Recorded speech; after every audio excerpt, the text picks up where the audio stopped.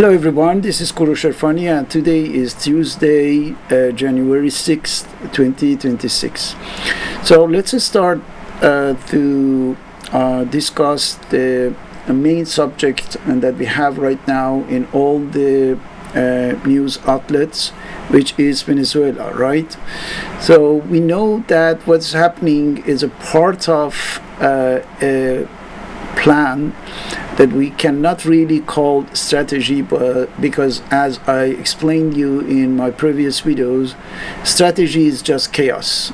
The United States and Israel need chaos in order to be able to avoid what is happening inside their country. So let me start with a very interesting answer that Pete Buttigieg said regarding what's happening in Venezuela and elsewhere, just with one word. In order to resume everything, he said unpopular. So unpopularity of Trump is the reason for which he is doing so. We know that same thing is happening in Israel for Netanyahu, but I am not hinting to these two people as individual. I'm talking about their system. Trump represents effectively the failure of the American system, and Netanyahu the Israeli system, the Zionist system, right? Both of them are on the verge of some degree or some extension of what we can call collapse. Right, so that's why they are trying to avoid effectively everything, so that they can see what they can find in a global chaos.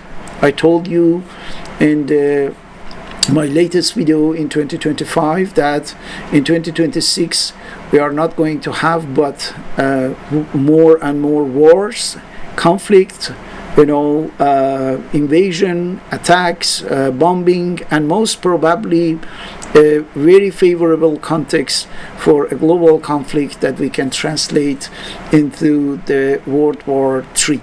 So it started in January 3 with the attack to Venezuela. And let's see what the United States is looking for, because the people, as you can see in this image, are telling us that the Venezuela is not really anything but the beginning. So the idea is how the United States can actually recover the lag that had been created between the American economy and the Chinese economy, because the Chinese economy is going to move forward with a momentum that the American economy cannot really catch up. And that's why it's impossible. It's becoming impossible for the American economy to compete with the Chinese economy. So if they cannot compete, it means that in the perspective, in short run or in the long term, there would be a possibility for the Chinese economy to take over, right, and to become effectively the first economy of the world. The United States doesn't have anything but accepting the fact that it's going to be the second, the third, the fourth economy of the world. So marginalization of the United States. Why? Because the Chinese economy doesn't stop to progress, to move forward, to grow up. So if the Americans cannot really compete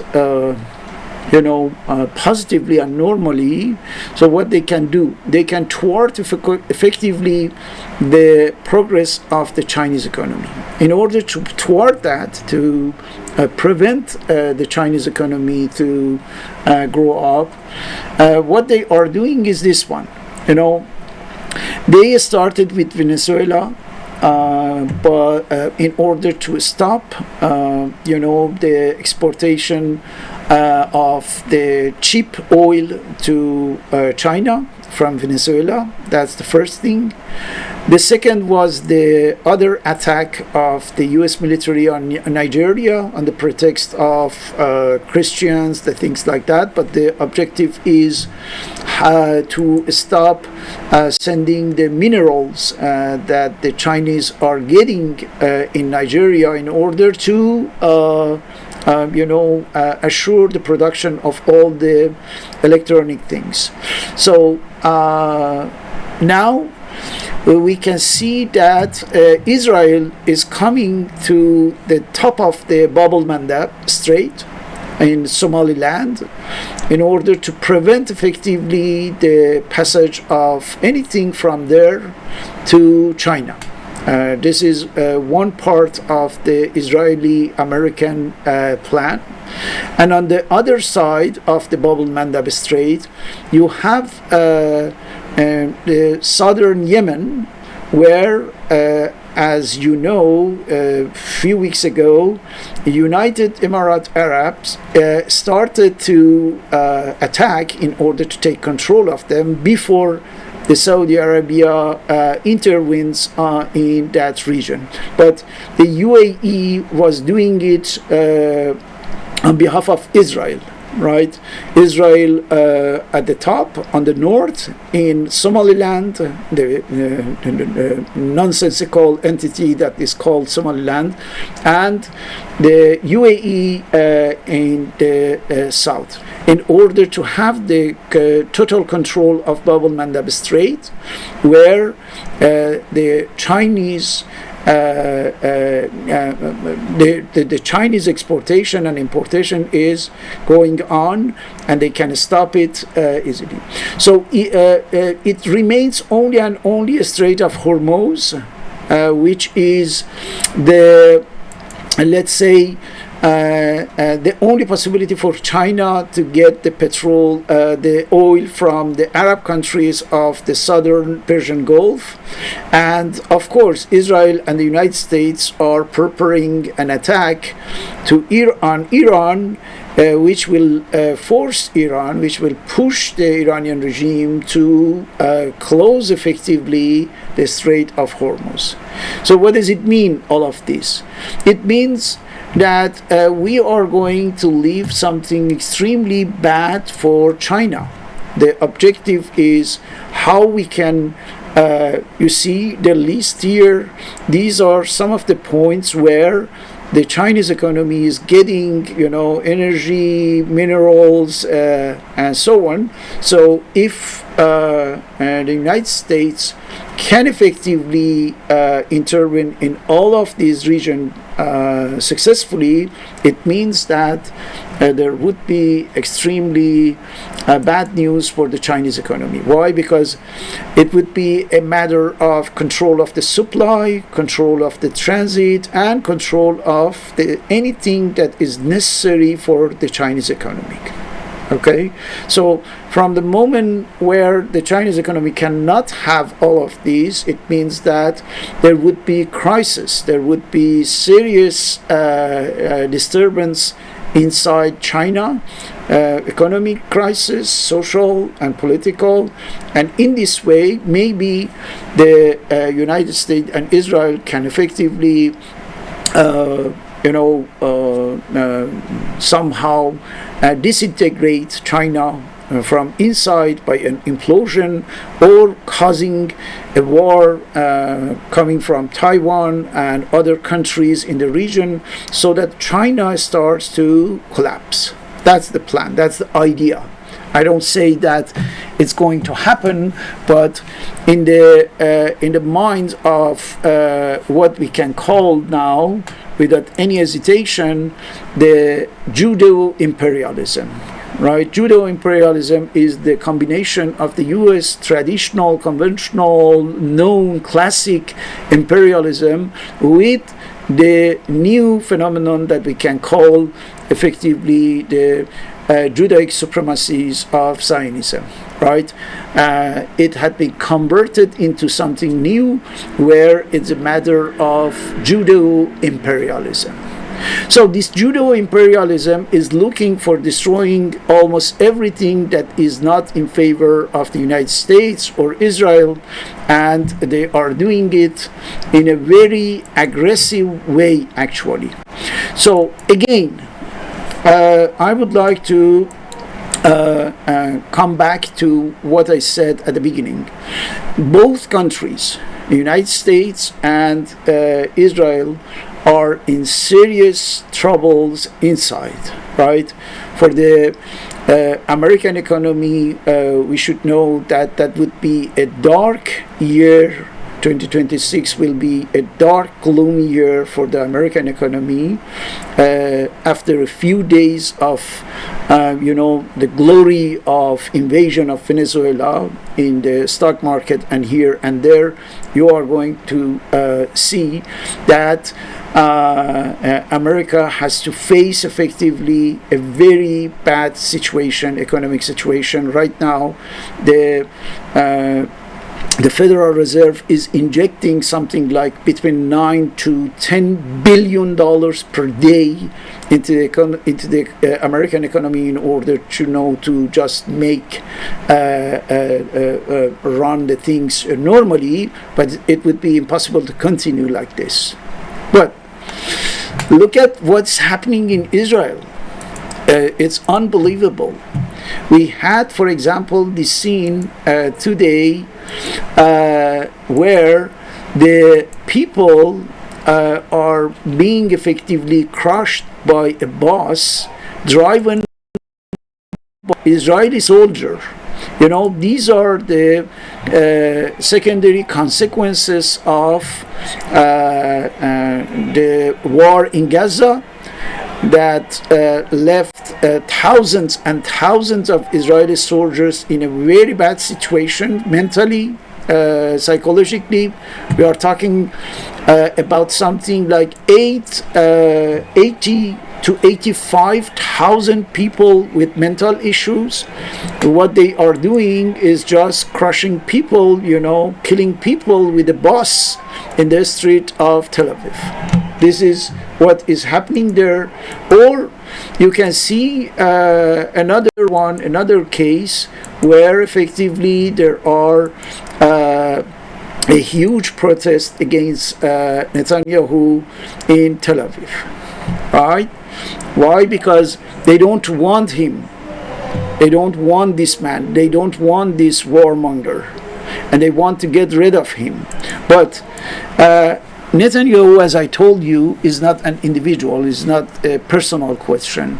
He represents effectively the Judaic supremacy of Zionism, and they want effectively to use this opportunity where in the White House there is someone who has to obey completely Israel, otherwise Epstein file, remember?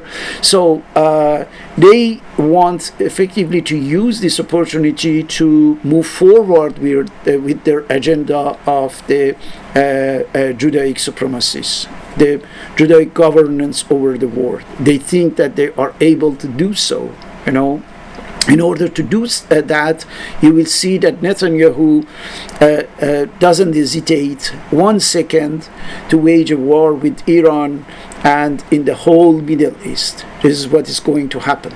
But the situation in Israel, in the United States, is not better than what's happening in Israel.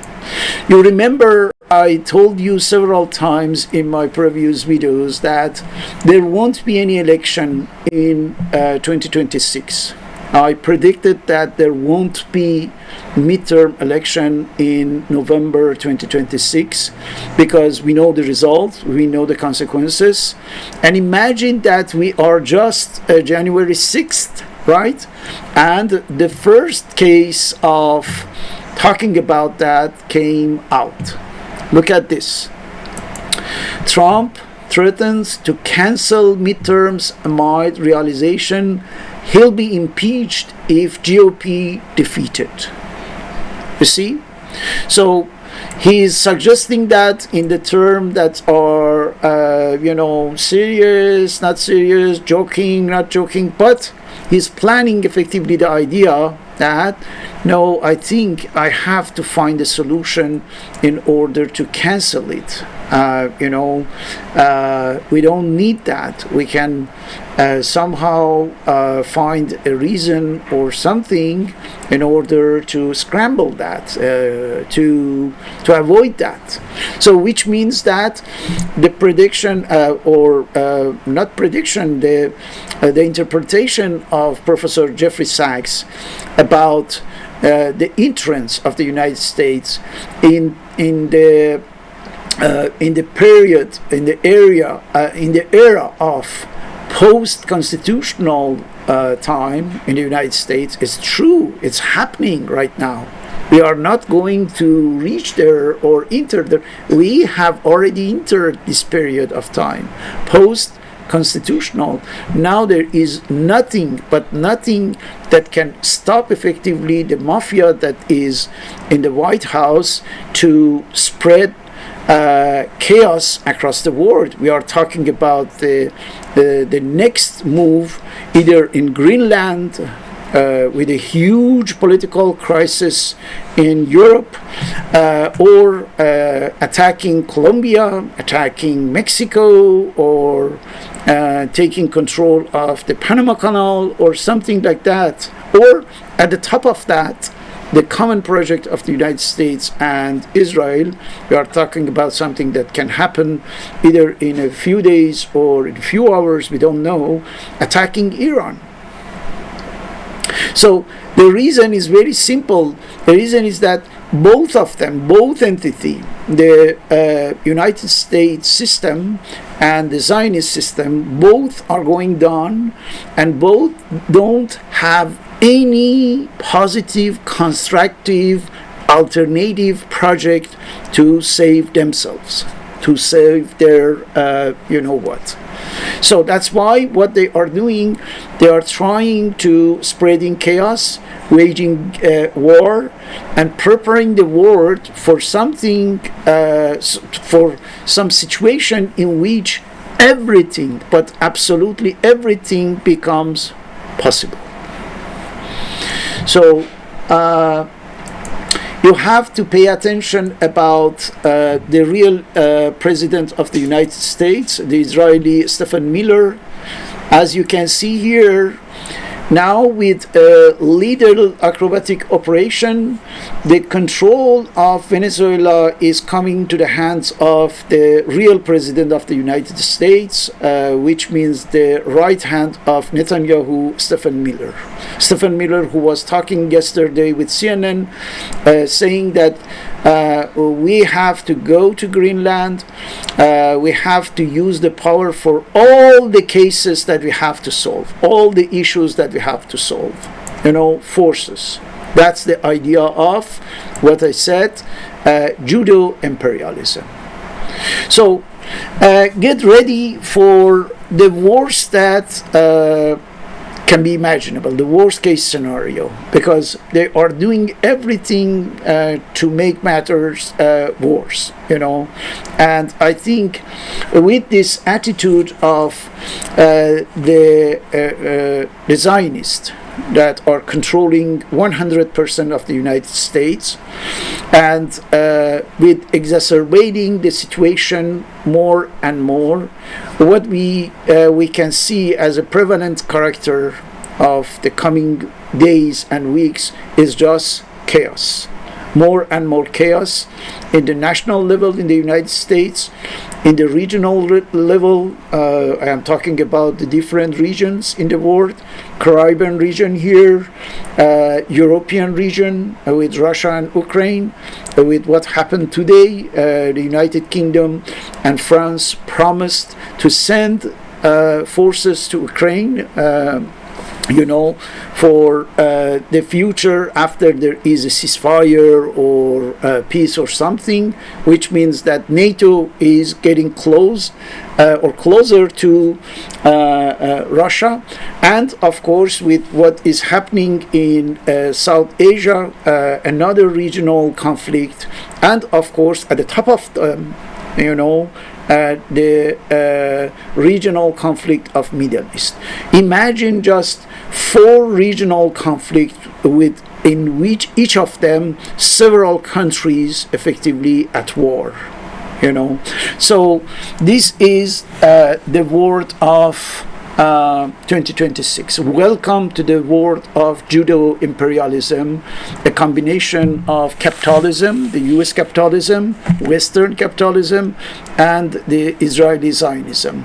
So we don't have any choice but thinking about how we can stand up, right?